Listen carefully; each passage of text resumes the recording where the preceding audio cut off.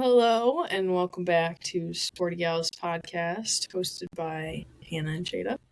Welcome. We have a lot to talk about. It's been a while since we've recorded, so I think there's more than a million things have happened in the sporting world and industry in the last 2 weeks. So Definitely, especially in professional sports and everything. no, yeah. So where should we kick it off? The Lions game. Which one, the Bears or the Packers? Packers that I almost just called the Patriots. The Patriot Packers. Packers. The Patriot Packers combo team. Either game really. One was good and one wasn't good, so Yeah, I mean, oh god. I just want to know, where does our defense go? Where do they go for the first 3/4 of every game? Like the last 2 weeks, I don't understand how we're. No, I agree.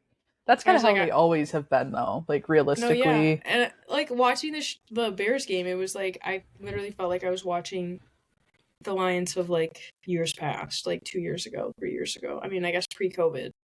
Yeah. But, I love how 2 weeks ago we're Lions are winning the Super Bowl, and now we're the Lions are the Lions from Detroit. No, exactly. Especially now that they lost another game. Now they're tied with other NFL teams for the same ranking, 8-3. Yeah. Baltimore's 8-3. And there's I think one other team that's 8-3 also right now. So come on, Lions, get your shit together. Yeah. I was I just need us to get into the playoffs at this point. I don't really care about the Super Bowl. I just want a playoff game in Detroit, Michigan. No kidding. That would be insane. That'd be crazy. I mean, that would be so much fun. I think the last team to make it to playoffs would have been the Wings.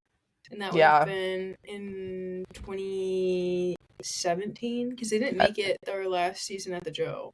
No, they didn't. They kind of plummeted after that. So then 2017 was the last year that any Detroit team went to the playoffs. And I mean, the Wings have been the only really competitive team in Detroit for 20 years. Well, so I was gonna say shit. It ain't the Pistons, that's for sure. Yeah, it's Jesus Christ. Yeah. Oh, we could talk about the Pistons too. Let's segue from the Lions to the Pistons. We're on what now? What did we say? A 12 game losing streak. Yeah. I just want to say to the one person who told me to just have faith and trust the process. What process? What process? Exactly. What process? Nobody can shoot. Nobody can play defense. I feel like I'm watching the G League, and that's being generous. No, I agree. I really feel like I'm watching Division II college basketball. And it's I get it, our team is young, but we are not the only team in the league who is young. No. There are other teams who don't have a ton of veteran players who are not struggling as hard as we are. We are and I'm not a basketball GM. I don't really watch college basketball that. I don't follow it that closely. I follow Central and Michigan State. Yeah, and, me too. I don't watch a lot of basketball either. But that's literally the same. Yeah, it's those are the two teams I follow. So it's if you want a recommendation from those two teams, sure, but go with Michigan State. That's what I'll say. Yeah. But it's I guess I don't really know. I can't really give suggestions of who we need to keep an eye out in our next draft class. But it's oh my god, if we're at the bottom of the league every single year, you're getting all these good players, these kids that have talent, but they clearly either can't play together, don't want to play together, or don't want to be in Detroit. So it's why are you picking these people who either don't want to play here or they can't barely shoot a ball? Yeah, or they can't play with the other people on their team. That just doesn't make any sense. No, I agree. I mean, at this point for the Pistons, because they have been so bad for so long, I just they would literally have to reconstruct the entire Pistons organization for them to even do slightly better. Well, and exactly, and it's what can their GM do at this point? It's been 4 years. He's been GM for 4 years, 4 seasons, or I guess this is his 4th season, and nothing has changed. Yeah, it's we've honestly gotten worse. I know. I think we're worse than we were where we started. Like, the Pistons were bad, but now we're like actually like hot garbage. Like, I just like I don't. And you want people to like show up to the games and like go to Little Caesars Arena, like this giant, gorgeous new arena, but like the teams playing there are doo doo. I mean, the Wings are like okay, like the Wings, I guess they're above 500, so like I'll give them that. But it's just like, how do you expect? Like, why would anybody want to go and show up to watch their team lose? Like, that just doesn't make any sense to me. Unless you're hammered drunk, I wouldn't. So yeah, and but even then, it's like you're getting charged $20 for a beer. No, literally. So it's like, I'm not paying $20 to watch you guys lose and then I get a DUI on my way home. No. I'll watch the game in my freaking living room and get smashed off a 30-pack with my friends. Like, there's no way. I just don't see how this is like profitable. And maybe that's what their plan is to be so terrible that they have to move the team. But it's like, the Pistons aren't leaving Detroit. So it's like, no. I don't really see how, I don't know. It's very interesting though. Like, it's really fun being a Detroit sports fan right now. Yeah, maybe they'll pull something out of their ass and do something good, like the Lions are actually doing well this year. Maybe I mean, like, aside from what we talked about. I just need them to start trading people. Like, that's really what it's looking like at this point. Well, is that we need to start making roster moves, because clearly we don't have the talent on our team to pull together the group of kids that are playing. Like, they need a veteran player who has been in the league, who understands like how difficult of a 82 game season you're gonna have, and like can help them, mentor them through this process, because clearly like whoever has been helping them has been lying to these kids or something. Like, because I don't know. It's like, not to be a hater. I mean, I am a hater, but like, I feel like if I was like Cade Cunningham or like Jaden Ivey or he who shall not be named, I would just be like embarrassed. And it's like, it is embarrassing. Because it's like, and I mean, it's like, yes, cool, you made it to the NBA. Like, that's an accomplishment that most people will never accomplish in their entire lives. And most people can't even dream of being in the NBA. But it's just like, I would rather not make it into the NBA at all than make it into the NBA and then be remembered as one of the worst NBA teams of all time. Ever. Especially, it's literally professional basketball. Professional. Yeah. Like, this is the highest level you get, and this is what we get in Detroit? Yeah, come on. So it's like, I just don't understand. And it's like we said, like, they're young and like they have time to grow and develop, but it's just like, I don't know, man. I feel like the Pistons have been saying that for years. We're gonna grow, we're gonna do better. Well, yeah, it's just like, I don't know, you joke's on you. New arena because you're like, oh, we need more space so more people can come. You couldn't even sell out the Palace, so like, don't really understand. That's crazy. I guess it's like you wanted new updated facilities or whatever. The Palace was fine. Fine, and it's like, now we're all driving into downtown Detroit to watch all four of these sports teams. There isn't enough space for the amount of people that you want to have. To pay more for parking than a Pistons ticket. Yeah, I was like, that's what's crazy. Parking's $40. You get a Pistons tickets for $5. It's like, I could literally buy 8 tickets to the game for how much I'm paying to park my car in an open lot. Like, not even like an enclosed parking ramp. Like an open parking lot. Just open in the street. With nothing. And it's just $40. But yeah, I could walk into Little Caesars Arena, one of the newest arenas in hockey and basketball. $5. Yep. And then, but then you have like collegiate hockey tournaments, and the tickets are like $50, $200. Yeah. Like, no, that's crazy. That's just how it is, though. When I went to the Seahawks game on Thanksgiving, we were walking like downtown and everything, and parking was $110. Yeah, like I couldn't even, and the Seahawks suck too.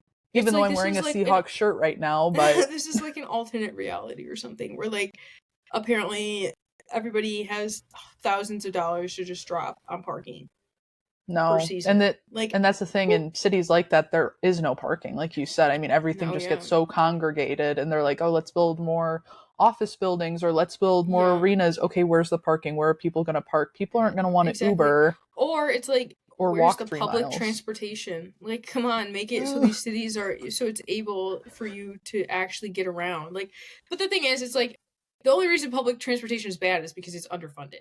If they actually invested money into public transportation and the infrastructure needed to have working and safe public transportation, then you wouldn't have people getting robbed and stabbed on the bus and on the train and like whatever. It's like, or like bodily fluids. or like they wouldn't be dirty and disgusting. It's nasty because people would actually use them. Like, that's the thing, is like, if people don't use them, then the only people that are using them are going to use them for whatever they want. Versus them actually being used for transportation and moving people around and making the city more accessible to like the people that actually live there. But it's like, we in America are too car centric. We love our cars. I hate cars. We love our cars and we can't. Nobody wants to walk anywhere. I mean, people want to, but they can't. So it's just like, yeah, we walked to the game. Yeah, and I mean, that's what you have to do. Like, unless you want to spend an arm and a leg on parking, like, and who wants to do that when you're already going to be spending probably like $100 between food and drinks inside? It's like, I don't really want to spend another $40 to $200 just to leave my car outside for 4 hours. It's like, it's not like you're watching it. It's just there. And that's how the drink. I got a vodka lemonade at the game, and it was $16. And I was like, "Do you guys have like, lemons or limes or something so I can have it with?" And they looked at me like I was crazy. I'm like, "So you're gonna sell me a $16 drink and you can't even give me like a slice of fruit? You can't give me a lemon slice for my lemonade?" Like, that's just so... That's embarrassing. Yeah, they should be embarrassed. Especially in a city like Seattle. You were kidding. Seattle's expensive. They have lots of money. And also, you have the biggest fucking fresh farmers market in the entire fucking country down the fucking road. You're telling me you can't go buy some fucking lemons from them? Yeah, especially like supporting the small businesses that are there. I would. Or shit, go to Trader Joe's. There's a Trader Joe's there too. Go across the bridge. Go get some Trader Joe's. I love Pike's Place. Is so cool. It's such a cool area. They have a lot of cool stuff and like a lot of fresh produce, and all their flowers are like, that's one thing. I know this is completely off topic, but they have like stunning. There's flowers, and they're like the cheapest flowers you'll ever get. I mean, this is like, people would have these in like their weddings, and it's like $10 for a bouquet of like the most stunning flowers I've ever seen in my life. Nice. Like, it's so cool. That's so nice. Oh, hey, actually, literally, as I was talking about Pistons trades, there's an article from The Athletic that just popped up on my phone. Oh, really? About Pistons trade scenarios. What if, they were hearing us, the worst team in the NBA doesn't start turning things around soon? So we are the worst team in the NBA. Cool. Love that. 13-game losing streak. It's not even 12, it's 13. That's so embarrassing. God. What's our record? Like, wins to losses? 2-14. It's like you comical. have to be kidding me.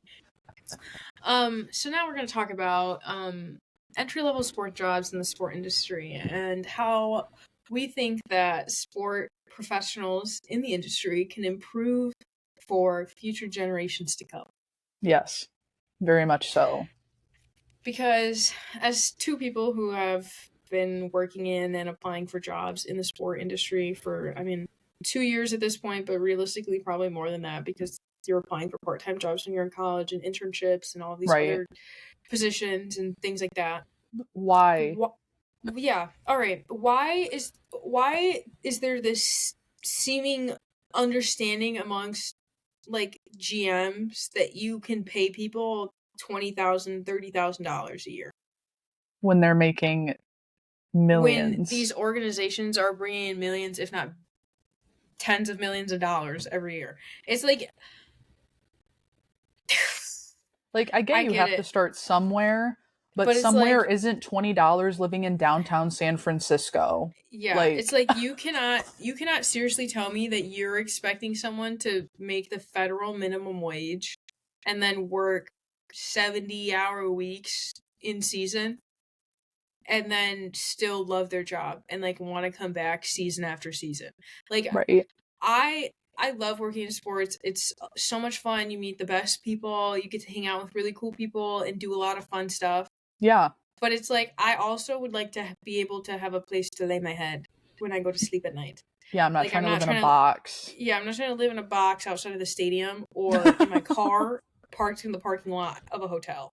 No, exactly. It's not making sense to me. And especially when a lot of like young graduates are single adults moving across the country, presumably, because a lot of these kids don't go to college in a town that has like a professional sports team, or the only teams that are around are minor league teams. And a lot of kids, when they first start out, they're like, oh, I want to go professional. I want to work in one of the big four and I want to do blah, blah, blah.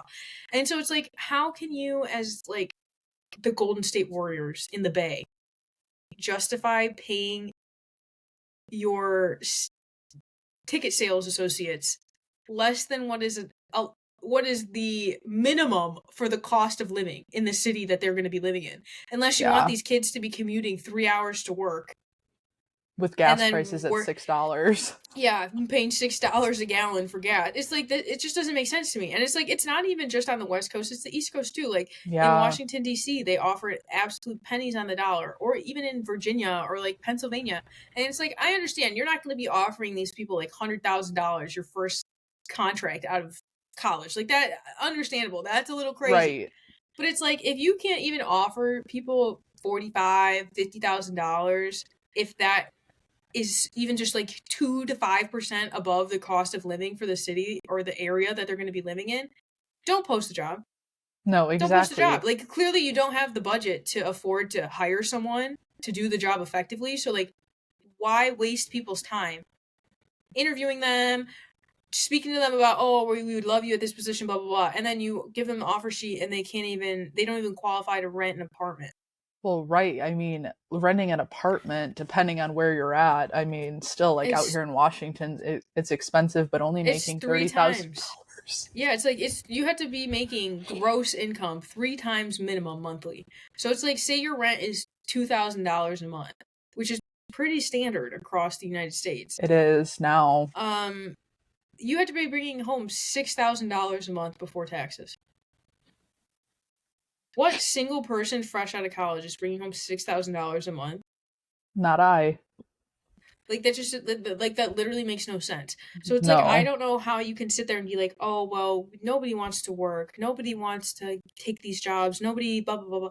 No, dude, nobody wants to starve and then work 70 hours in a week and then come home and have to eat the fucking lint bunnies off their floor. Like, that's they're just licking their floor. Yeah, it's like, would you want to come home and eat like grass from your apartment complex, or like eat some rocks for dinner? Like, does that sound appetizing to you? Because it doesn't sound appetizing to me. No, so I totally agree with you. It's like, crazy. I just don't get it.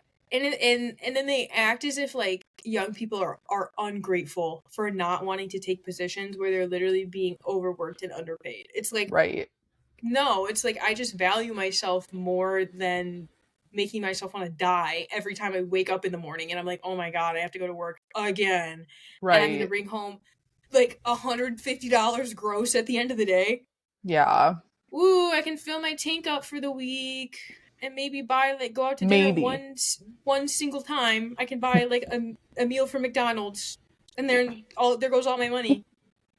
Like, no, especially since that's going up too. Yeah, it's like, I just like can't, I cannot wrap my head around the idea that we as young people are somehow supposed to like pull ourselves up by our bootstraps and make the world a more affordable.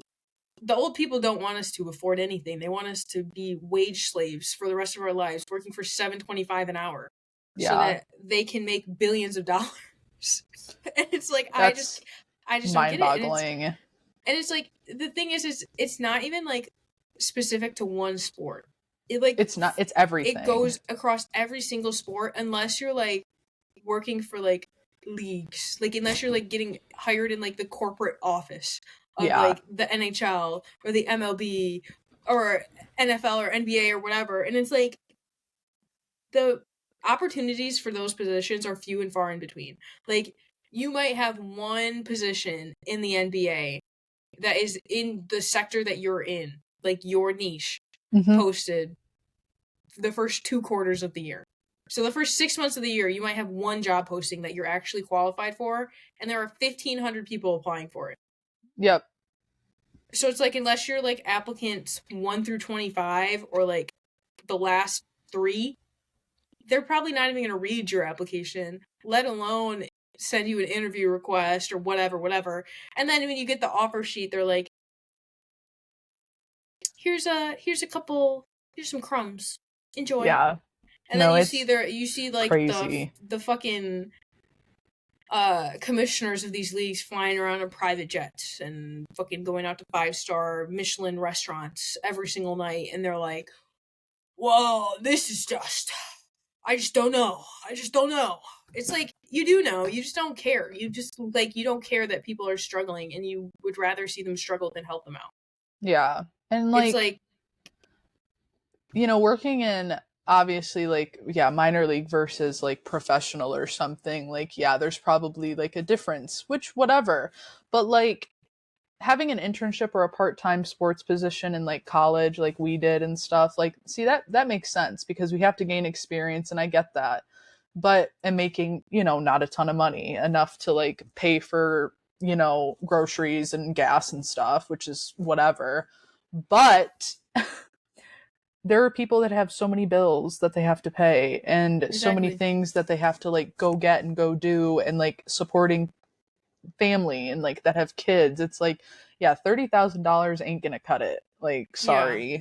And it's like, and there are also kids who work in college, and so they do need that money, like you said, like outside of just for like food and gas. It's like they could literally be paying for like their entire college education on top of their housing and whatever other costs, if they have a medical disability, if they have any other type of loan going on, whatever their situation may be, or they have to, like you said, help their family out. It's like, how can you sit there and justify paying this person pennies on the dollar? And I'm sure some of these like people aren't making much more than the employees that they're hiring. Like, I'm sure there are some leagues where it's like there just isn't that type of money to be passed around. So regardless of what like what level or what position you're at, you're not really making that much money. You're more doing it for the passion of it, which is like, if you're financially stable enough to do something like that, like, power to you. And if you're happy, yeah. But it's like, most people, especially people just starting out, do not have the financial stability to just take a position because they're passionate about it. It's like, they need to be able to ensure that they can pay their bills and feed themselves and feed their families and feed whoever and pay their medical bills, save money. Because it's like, most people don't even have a savings account at this point. Like, so it's like, if you can't even save for like a rainy day, what happens if you get into like a major car accident or like something really devastating and traumatic happens, your house burns down or whatever, right? And you have to like replace all your stuff. It's like, yeah, insurance will cover some of it, but what if you don't have insurance? And a lot of people nowadays don't, because they can't afford it. It's like, what are we doing as professionals to make it more accessible? And also, there are some people who are just simply, they come from low income backgrounds, and it's like, they don't have people who can prop them up and help them out if they need like a little extra supplement here and there. They don't have that. Most Americans do not have that. So it's like, how can you expect someone who's trying to move themselves up the ladder and do better for themselves and for their family, if they can't even get a job that can like pay the most basic things? Like, it's just, it doesn't make any sense. And it's like, yeah, we're not asking to get paid $1 million. No, nobody's asking that. It's like, people just need to get paid what is the appropriate amount of money for the metropolitan area that they're going to be living in. It just doesn't make sense to lowball people just because, for the sake of it, just because you can. Like, you are seriously cutting yourself off from some extremely talented individuals just because you're unwilling to be flexible with the budget that you have for these entry-level and mid-level positions that, realistically, if you're expecting people to have 2 to 6 years of experience, yeah, you can't pay them $30,000. I'm sorry, that just is not going to cut it. Like, no. If I've already had the experience of doing exactly what you want me to do in this position for 4, 5 plus years, there's no way you're going to pay me less than, like, essentially federal minimum wage to do some specialized skill that I have spent years and years honing and working on. Like, that's illogical. It's like, right. what was the point of learning this skill if, regardless of whether I knew it super well or not, you were going to pay me pennies on the dollar? Like, that just doesn't make any sense. Or like getting hired for a position and then you having duties of 3 people. Exactly. Like, Oh, why yeah, are and you that too. getting, and that's kind of an example. I know you and I have talked about that before. Yeah, like, it's you just get crazy. hired for a position, like a management position, and like whatever, or even like a lower position, like marketing manager, whatever. Why am I doing 3 different duties of 3 different people when you guys are only paying me of one for person? like half, and it's not even like a full person salary. It's like, no, they expect you to run their website, run their social media, run their like emails, do their hire partnerships, hire people, do ticket sales, and they're like, yeah, all of that for $40K or less. It's like, if crazy. you want me to have 6 jobs, you have to pay me for 6 jobs worth of work. Right. And like, or it's not like these companies give me a better title. Give me a better title. Don't make me some like associate, a marketing associate, if you're expecting me to be the director of marketing. Right. Because it's like, that director of marketing title will take me a lot further than you calling me a marketing associate and then giving me the responsibilities of a marketing director. It's like, the least you can do then at that point, if you're not going to be willing to pay people more, is offer them beneficial titles that can leverage them in other positions that they may take further on down the road. Exactly. And like, I feel like something like that, you know, if you're applying for, yeah, like a job like that, why can't you just have the manager or director at the end of your title? Because if people look at that on your resume, they're like, cool. She wasn't just a marketing, like you said, associate. She was a director of marketing or a marketing manager. So she was like higher up of people. And like, she had like a group of people working with and for her. Yeah. So I think that it's really, and I think part of it too is that as you go through like sport management or sport business programs, I think that there's this big emphasis on working in ticket sales that kind of, if you don't want to go into that, you have to like find one person who you can kind of refer to and talk to, who can help you kind of navigate the landscape of getting into that type of work versus going into ticket sales, which is like, yes, you can make commission when you do ticket sales, but the commission's like 2%. Right. It's not anything like extravagant. There's some teams, like I saw one team very recently, but it was out in the Bay Area, that had like 10% commission.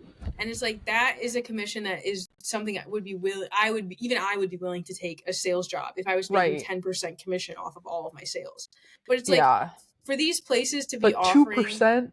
Yeah, it's like, I'm making a 2% commission. Okay, so if I sell $100 worth of tickets, I made $2. That's mind-boggling. Yeah, or it's like, I sell $2 can't get you like nothing. I sell $1,000 worth of tickets and I get 20. Yeah. It's like, what incentive is that to sell tickets?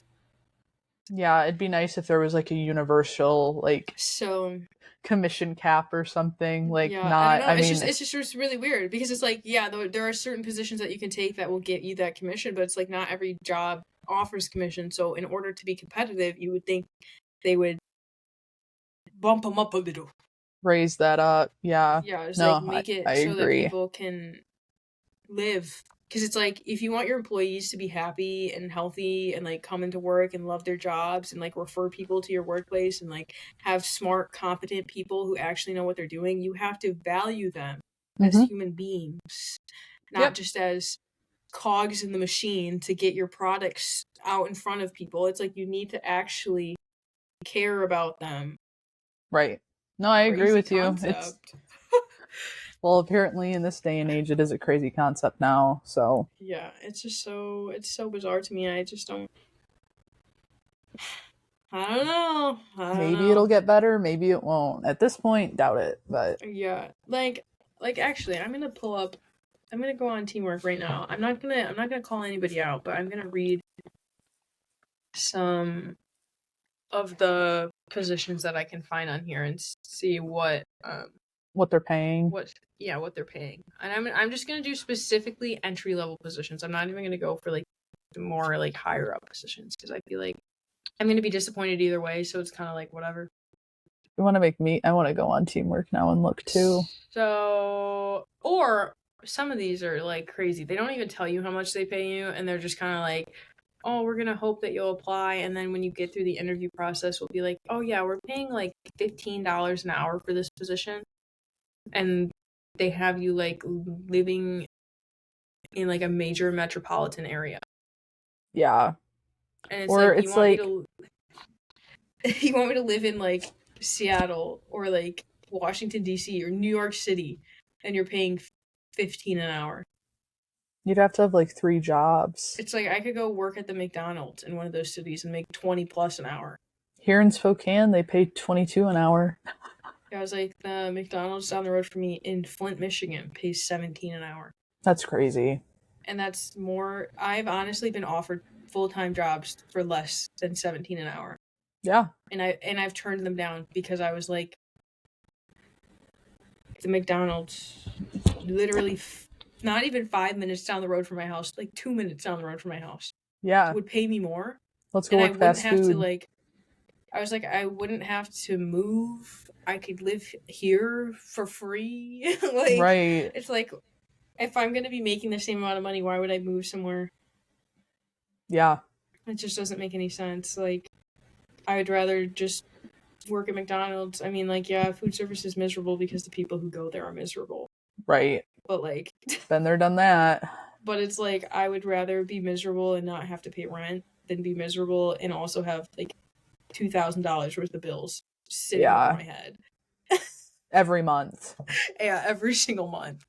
Not just once a year, every month. And then also being scheduled for unspecified hours, because you never know how long a certain event or certain game is going to take, or if you're going to get done with a project that you have going on. Like, there's no guarantee ever that you're going to be done at a certain time.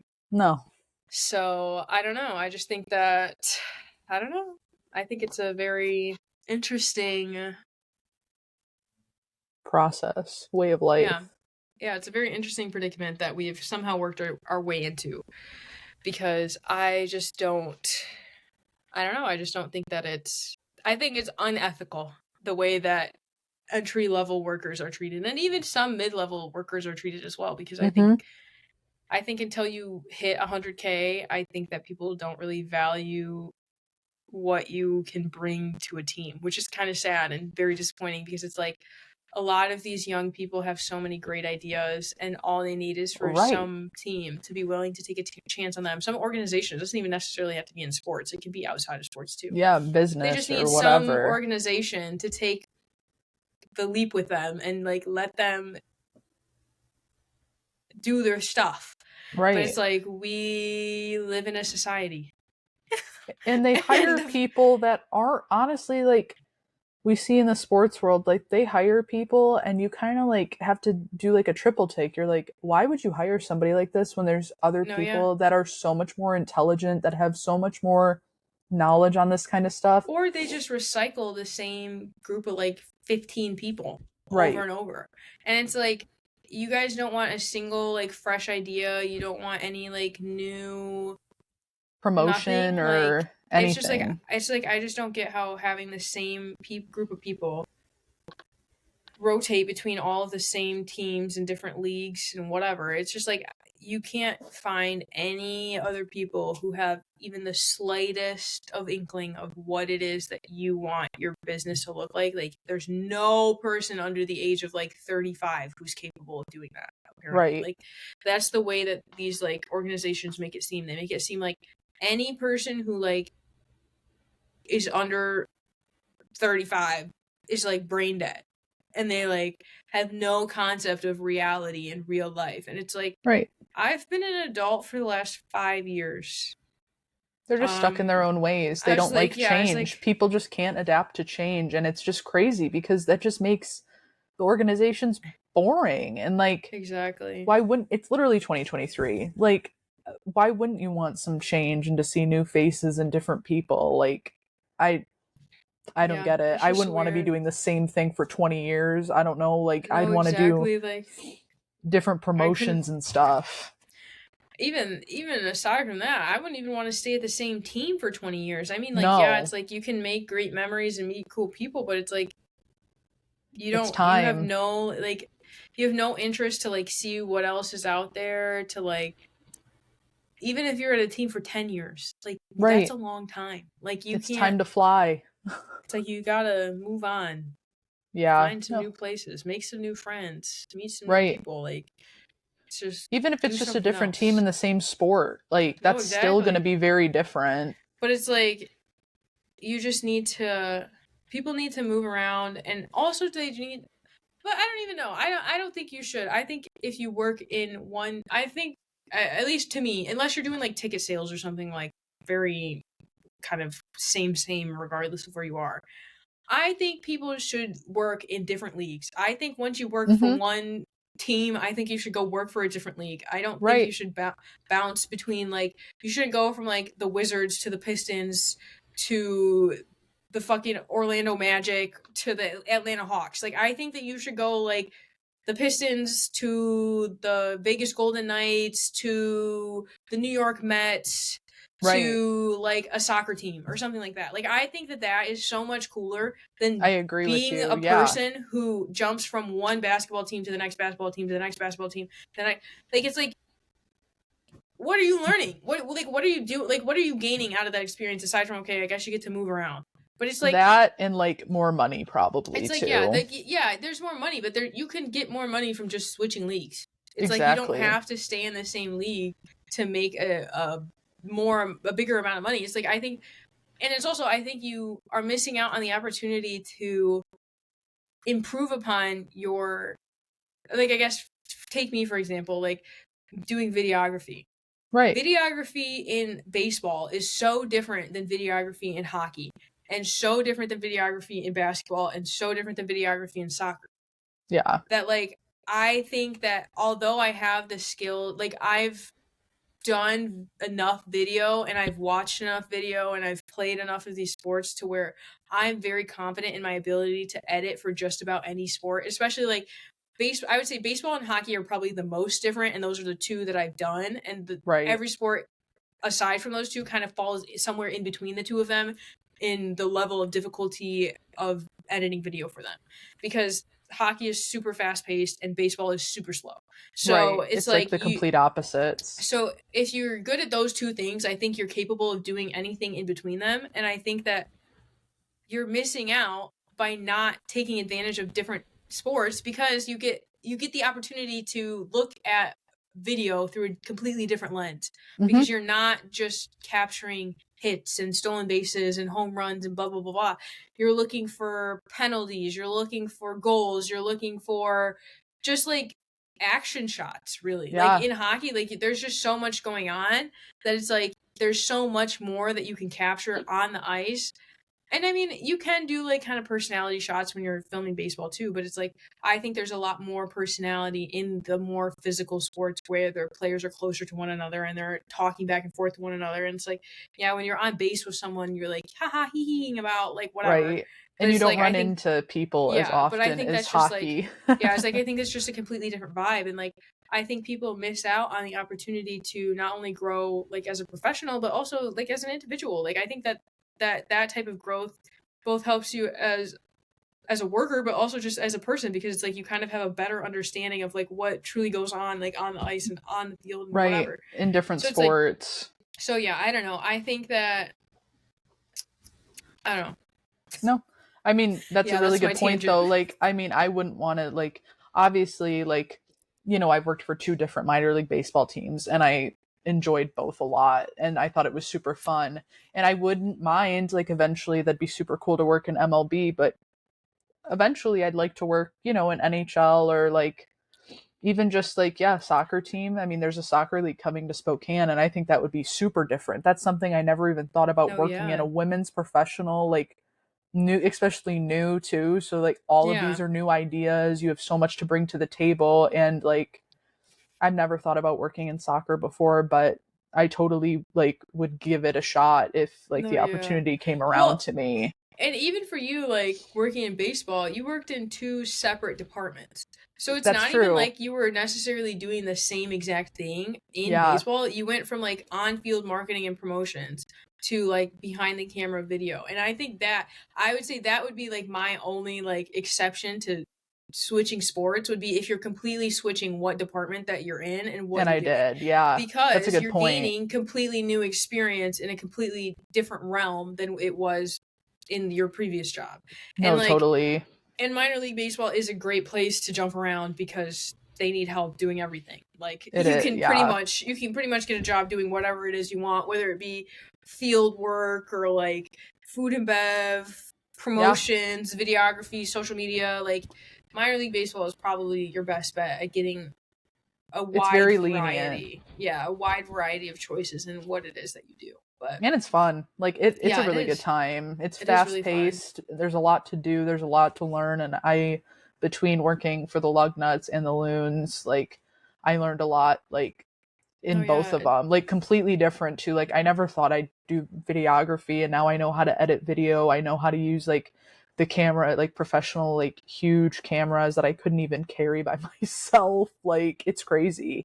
no, yeah, and And it's it's like it's a cool experience because you can take that and like apply it to other things down the road. Like in marketing promo, you could be like, oh, like I have a really good idea for this, and you'll know exactly like how to line up a shot, how to yep. do a promotional video for it, how what certain things should look like. Whereas someone who only has experience in marketing, like print marketing or digital marketing or media marketing, wouldn't necessarily have the same hands-on experience with video and video editing and like that motion video Mm-hmm. Yeah. versus like still imagery and like photography, graphics, stuff like that. But And it's very yeah, different going from like a journalism minor and doing like a lot of like basic photography and like setting up for like photos, like the photos I've taken of you and of Carson and stuff, like from going to that and then like editing and like filming like an actual baseball game. I mean, those are like it it's was just so such an different. interesting like learning curve for me.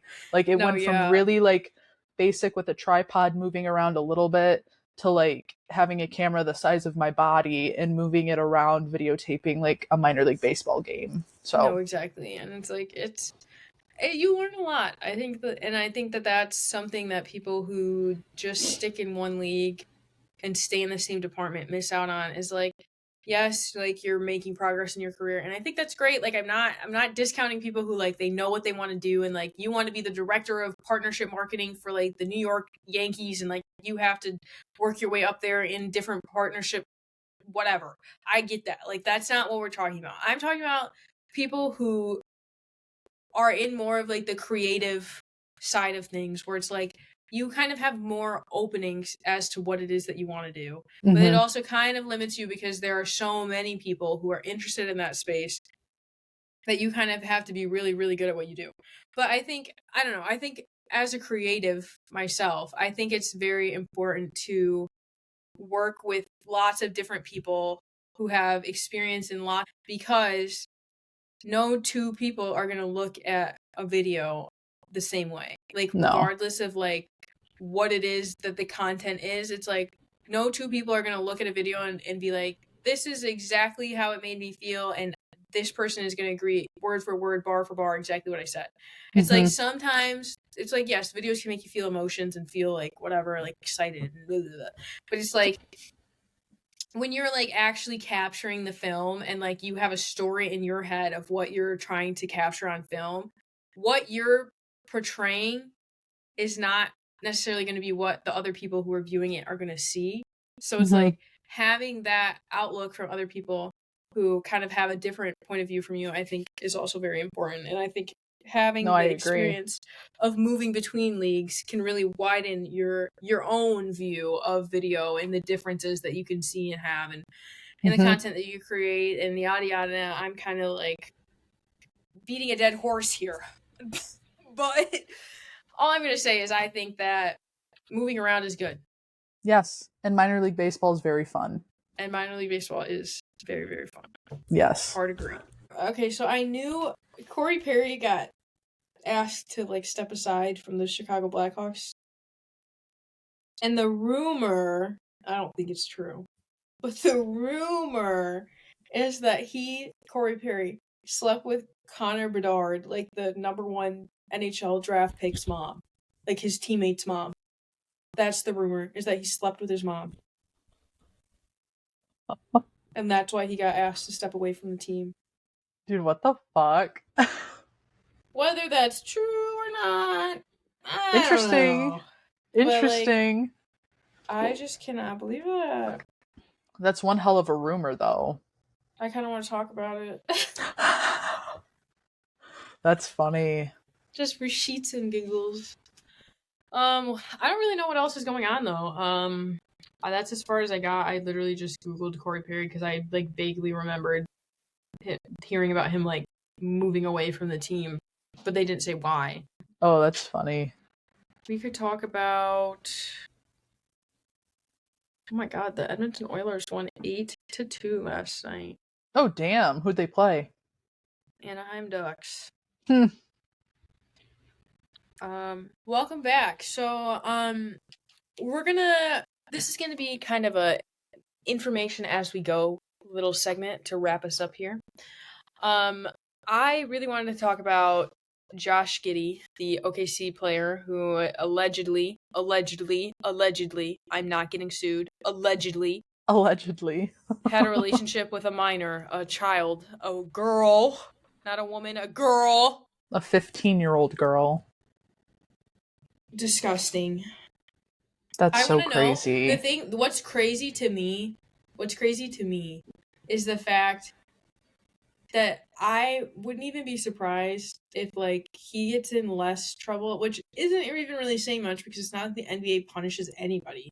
No. But if he gets in less trouble than, like, Miles Bridges, who beat his wife, and then was suspended for, like, half the season, but then since he sat out for, like, a handful of games, they counted that as him serving part of his suspension, which is crazy. And then he came back and was basically like, yeah, fuck you guys, like, I know you guys don't care if I beat my wife, like, I'll do it again. Like, that's essentially, like, his attitude about it, which was so insane to me, because I'm like, whoa. Yeah, I think you sent me a couple of those TikToks. I was a big Miles Bridges fan because he's from Flint. Yeah. And so I was like, oh my god, like, hell yeah, because, like, one of the kids I went to high school with, his mom worked with Miles' mom at Genesis. Oh, that's cool. And so I was like, oh, that's so cool, like, he's in the NBA now. But now he's not cool. Miles Bridges. Fuck you. You're just as bad as what's-his-face from the fucking Boston Bruins. Oh, that ugly motherfucker. He is an ugly motherfucker. I don't know what his name is. He's like one of Milan Lucic. That's who it was. What is with you people? Like, you have just leave. Yeah. You guys have millions and millions of dollars, and you guys are famous, and you want to either sext a 15-year-old girl or beat your wife. It's like there's clearly, like, I don't know. And it's just so weird to me because it's like, if you don't like the person, why are you having kids with them? Why are you getting married? Yeah. Don't have a baby, maybe? Stop having sex with people you don't fucking like? Yeah. I don't know. It's crazy. Wild idea. Wild concept. Maybe don't get people pregnant. I don't know. Like, I just, like, I literally... What the fuck? Like, it's just so weird to me because it's like, you have all of the resources in the world to end a marriage or end a relationship without ending up with criminal charges. Yet you choose, no, I'm going to ruin my entire life. I'm not only going to ruin my victim's life, I'm going to ruin my life too.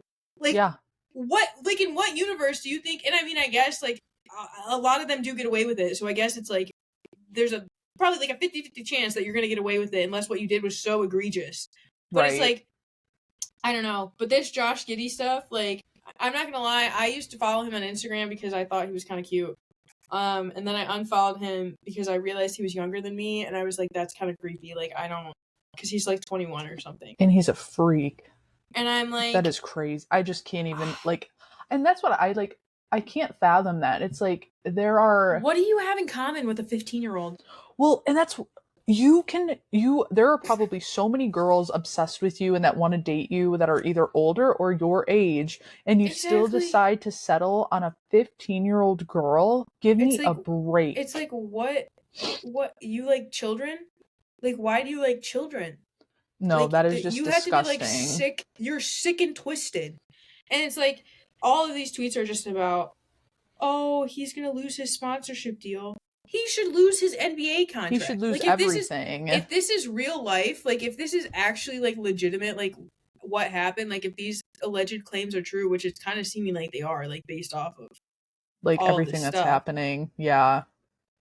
It's just really weird. And also, I just don't get it, because it's like you said, it's like, not only are there women who are their age or older who would be more than willing. Right. You're famous. You're literally famous. It's like, even aside from that. Yeah. What do you have in common with a 15-year-old? Like, it's just so weird. Like, even me as a 23-year-old right now, I don't really have that much in common with people who are like 19, 20, 21. No. So it's like, I wouldn't even really want to date somebody who's not 21. Right. It's like, you can't go to the bar with me. You can't go to the club with me. Like, you're not allowed in casinos. And I mean, like, obviously that's not all my life is about, and it's not all I do, but it's like, those are things that I enjoy doing. Like, I like going to the bar. I like drinking. And it's like, I don't want to be providing a minor with alcohol. But that's a difference. Like, being 23 and being 19, like, there's such a big difference. Age gap. There's such a big, like, developmental gap between those two ages. It's like, I mean, it's like you and your brother. Like, when you were 21 and he was 18, you were not at the same mental capacity. Like, there's just no, like, it's not logical. And so it's like, if you have a person who's 3 years younger than you that is, like, a familial relationship, like somebody you're related to, imagine dating one of their, like, really good friends. Could never be me. Why would you do that? Exactly. It's like, why would you want to do that? It's like, they act their age because they're teenagers. Right. And it's like, young. You're an adult. And I mean, I guess it's like, in the NBA, you don't really have, like, real life responsibilities. Like, you have enough money that you're not really, like, you don't have to pay bills, you don't have to do blah, blah, blah. So it's kind of like, you're free to do whatever you want. That does not mean you have sex or talk explicitly with minors. Groom a 15-year-old. Yeah. That means maybe become, like, a philanthropist. Yeah. Become a charity organizer. Do something good for the world instead of traumatizing children. Yeah. And then being shocked when people are like, yeah, you're a piece of shit. Like, yeah. When people what a crazy find concept. Out. It's like, what a crazy concept that people don't agree with grooming children. And what's also crazy is, like, what's crazy, white, male, heterosexual basketball player, and he's grooming a child. But you know who's going to be shat on for grooming kids for the next fucking 50 years? Gay people. And it's like, we see stories like this every day of these men with money and power taking control over young people, not even necessarily girls, young people, boys and girls. In general, yeah. And grooming them and molesting them and taking advantage of them. It's like, we see who is actually doing this, yet we have this argument of, the LGBTQ plus community. No! It's these old white fucks who, like, I don't know, like, what, and I guess this guy's he's not even really that old, he's 21, but it's like, you're 21, and you're telling me, in the entire United States of America, and Australia, because this dude's Australian. Yeah. In these two continents, and Canada, and fucking Mexico, you're telling me you can't find a single girl over the age of 18 who wants to have sex with you. Right, that would want to date you. And like, there's probably more than one. And by that measure, if there really genuinely is no woman your age who wants to date you, you need to do some deep introspective work and see why it is that people your age don't want anything to do with you. It's like, clearly there is something wrong with you if people your age don't want to hang out with you, don't want to have sex with you, don't want to interact with you when you're, like, a multimillionaire. Like, it's clearly something is wrong with you. And like, that's the thing. There is something seriously wrong. So it's like, probably like a control thing, like you said. It's somebody that he can be in control. Yeah, exactly. He's the one that has the money. He has all these things that he can provide for this person, and the person's like, Oh my god, yeah, like, and exactly, and amazing. It's like you can't blame a 15-year-old, because like if you were 15 and a guy on an NBA team approached you and was like, hey, like, I think you're really cute, like, I'm gonna buy you stuff, I'd be you're like, not gonna say no. Like, you're no, like, most girls are not gonna say no to something like that, like, regardless of whether you think it's appropriate or not. Like, I'm sure she probably knew, like, deep down that, like, I probably shouldn't be doing this, but it's like, realistically, it's not her responsibility to not engage with him, because he's the adult. He's the adult. And it's like, if as an adult you are responsible for your interactions with minors, you cannot control how they act, but you sure as fuck can control how you respond to them. Like, you do not have to engage with minors when they interact with you in an inappropriate manner. Well, it's that simple. Literally just be like, hey, I'm too old for you. Sorry. No thanks. The end. Yeah. Like, the end. You don't have to make it this thing of like, oh, like, you're so gorgeous, you're so pretty, but like, no. No! Just say, you're too young. Goodbye. Yeah. Find someone your own age. The end. It's like, you don't even need to engage with them. Just don't talk to them. Block them. 100%. If you can't trust yourself to not message them, fucking block them. Like, you fucking sick freak. Like, what is wrong with you? Yeah. Leave these girls alone. Leave them alone. It's just, I can't. Like, what a time. I hope we reach the point where, like, people who do stuff like this, especially celebrities, where they actually face repercussions for their actions. Because I can't sit through hearing another story of how some NBA player, Major League Baseball player, hockey player, soccer player, whatever the fuck player, groomed some 15, 16, 17-year-old. Because it was like, in the MLB, there was an MLB player who got called out for grooming like a 13 or 14-year-old this season too. Well, right. And he was like 20-something. It happens so like, often too. And it's crazy like, how often it happens. I just don't get it. I'm like, you guys help. Really? You guys seriously have no adult women in your life at all who are even remotely interested in you whatsoever? That you're so, like... Well, now they do this, and now no one's going to be interested in you. Well, like, see, they just ruined that. You think that. You think that, but... That's a good point. It's like, there's always going to be... Yeah, it's like, exactly. That's how a sane person thinks. But there are always going to be those fucking weirdos who are like... That are like... Oh, he didn't do anything.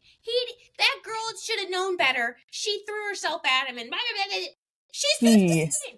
He should have known better. It's like, oh my god, I don't know. It's sad. It's truly like, it's just, I mean, you're pathetic. Like, yeah, you're a pathetic loser. If you there's really no think other, that, like... Oh my god, that's just so weird. I couldn't even, and that's the thing, like you said, it'd be like, if we dated someone that young, that's like... Yeah, it's just like, what weird. Do you gain out of that? It's like, the only thing that you... in that situation have is power over the other person. Well, because right. You have more lived experience than them. Presumably you have more money than them because you're older and have probably had the time to establish yourself in a career or whatever the fuck. It's like, why would you want to be in a relationship with someone where you have such an extreme power imbalance that, like, nothing you ever do is, like, equal? Yeah. It's like, I would never want to be in a relationship with someone. Even if I was the person with less money, I would never want to be in a relationship like that, where I am always feeling like they're doing everything and I'm doing nothing. It's like, why would I want to be in a relationship with someone like that? Because then that gives them the power to be manipulative and be like, well, I paid for this, well, I paid for that, and I did this for you, and I did that for you. It's like, I don't want that. Right. Why you want to have a say in stuff, and you want to be able to, like, provide. Right, and that's what I don't understand. It's just so weird. It's like, I would never want to be in a situation like that. And I mean, like, I guess, like, I don't know. Because their power's, like, always hanging over their head, and that's kind of where they're at. Exactly, and it's like, I just can't see that working out well unless, for some reason or in some way, shape, or form, you're able to generate the same amount of wealth due to being affiliated with this person. That's the only way that I can see something like that working out, is if you're able to somehow captivate your own audience and create something out of, like, the relationship that you're in, and then you can continue that as an independent person regardless of whether you're in a relationship or not. Like that's the only way that I can think of, like being like a nonprofit or like a charity or like something being like an that. influencer or being like a model or like getting involved with like some type of organization at like a high level or something like that. Like unless you find a way to like generate your own income at the same pace as this other person, which is like with these sports contracts, that's pretty difficult. So it's like it's not like it's like a simple task. So it's like I don't know. To me it's just like that is just never, I don't know, after becoming an adult, I can like with confidence say that I would never want to be in a relationship with someone who's like a professional athlete or makes the amount of money that a professional athlete makes.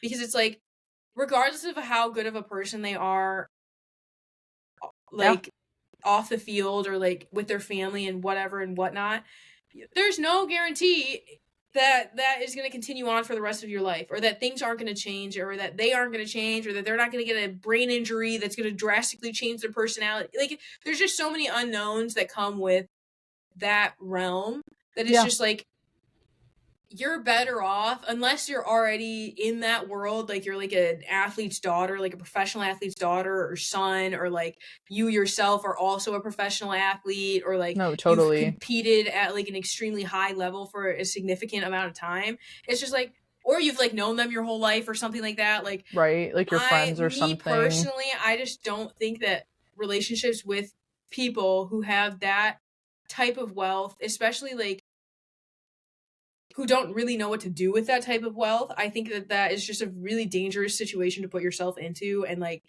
Exhibit if you can avoid it at all costs, because it's like you never really know what kind of people these people are. And I mean, especially as like someone from the outside looking in, like a fan looking in, it's like these are complete strangers, and they are literally just being pumped full of money, and their egos are they're getting smoke blown up their ass every day, all day. Like, these are not like your humble everyday's person. Normal, like these are like lives, and there are people. Some, like, of course there's always an exception. Like there are some players who are genuinely like really good people both on and off the field, and like they give back to their community and they don't do fuck shit. They focus on their game and they focus on their family and they're done. Like that's it. You don't hear anything else about them, and like they do their business and that's done. How it should be universally. But it's like there are just too many instances of these athletes taking advantage of the power and opportunities that are given to them and using that to hurt people who literally have done absolutely nothing aside from being a fan of them. It's like that's the other part. It's like usually these are like teenage girls or like teenage boys who are like fans of them, and they just take advantage of them because they know that they're gonna feel like so honored and so like whatever because their favorite celebrity, their favorite athlete like reached out to them, DM'd them back. It's like, no. Nope. Exactly. Like, I don't know. Maybe men should just be banned from the internet or something. Like you have to take a test to prove if you're like a creep or not to be online. Because it's like, what the freak? What the freak? Freaky like, fresh. Dang. These men. I don't know. But yeah. All right. Well, thanks for joining us, you guys. Thank you. I hope that I hope we filled your ears with less swear words and more knowledge. More knowledge and quieter voices this time. I don't know though. Yeah, probably not. But we will be back before Christmas.